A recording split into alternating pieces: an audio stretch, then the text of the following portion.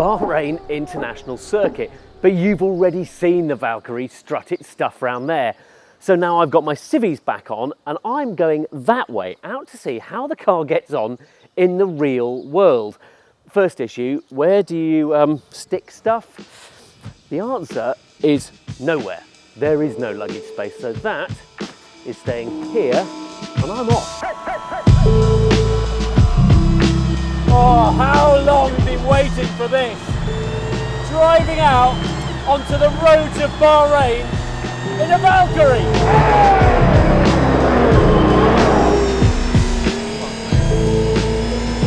It just feels like a full house racing car. It's so noisy in here. It rarely comes across because the microphone adjusts, but I'm going to have to use the option that you don't get in many road cars, a set of cans. Now I know what you're thinking. How many owners will ever do this? I don't care. The point is that it wears number plates so it can do this. And if you were in my position, wouldn't you? Wouldn't you want to get the world's most track-focused hypercar in amongst Corollas and SUVs, going toe-to-toe with junctions, traffic and speed bumps? You can do speed bumps! The shot you want, and I know it, and it's the thing we've come here to do, is a drive-through. And the more I look at the height of these curbs, there's so many sharp, edgy bits of carbon everywhere. And the fact I can't open the window and everything else, just, I'm not risking it. So I found something the Valkyrie cannot do, drive-throughs. I think most owners will cope. Yeah. No, I've never got round that corner. Not having to worry about a clutch is a joy. Plus that Cosworth engine is remarkably tractable and docile at low speeds. Operating it is pretty easy, however.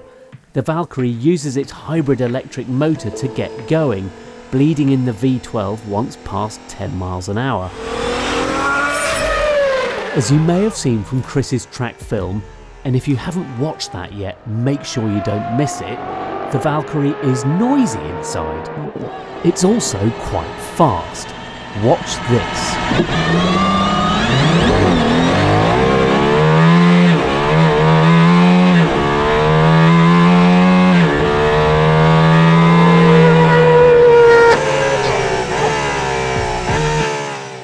Probably the loudest car I've ever driven.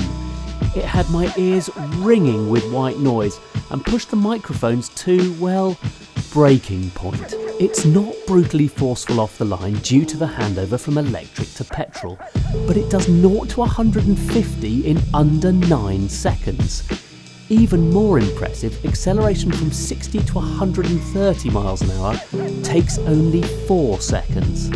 So the deafening cabin noise is a trade-off worth making. But you've got all the controls. This is the thing that staggers me. This thing has got through homologation. Full road car homologation. I mean, what did they think when Aston presented them with this and said, here we are lads, this is what we want to homologate. And it must have just dazzled people. It doesn't take long to get out into the southern desert and oil fields. Quite a backdrop for the car. Out here, the Valkyrie's hydraulic active suspension starts to smooth out as speeds rise, but it's not particularly natural feeling.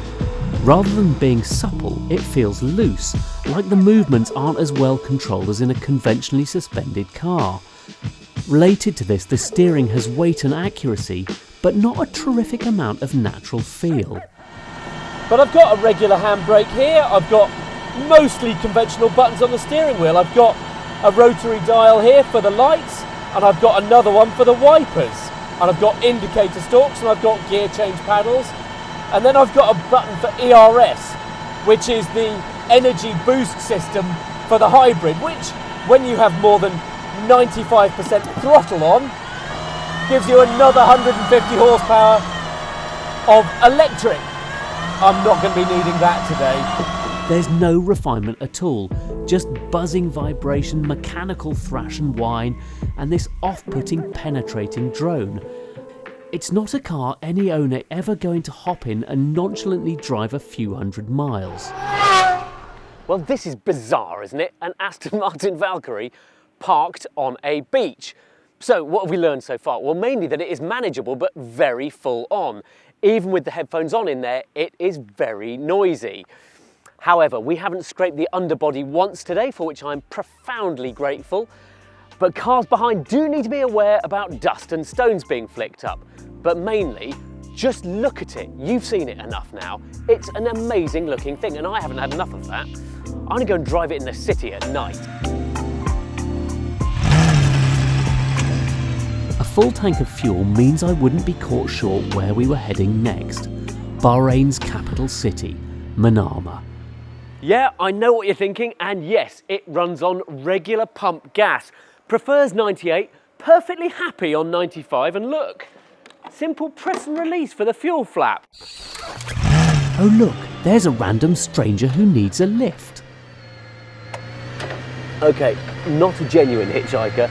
This one is called Mark, and he's our photographer who's been taking all our lovely pictures today. However, this does prove 2 of you can fit in here, provided you're not too big and you're keeping your elbows out of the way. All right, sunshine?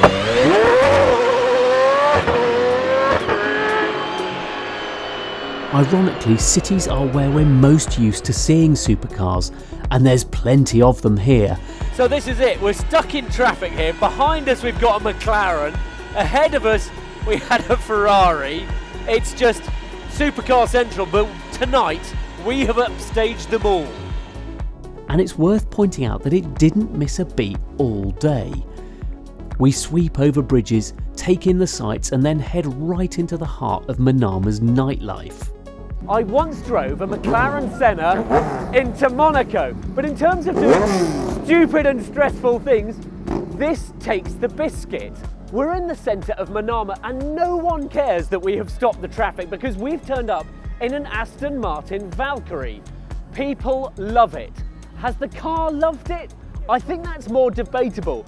It's as far out of its comfort zone as it's possible to go. I have adored doing this though. This is as memorable and exciting for me as driving it around the circuit. I will never get to do this again.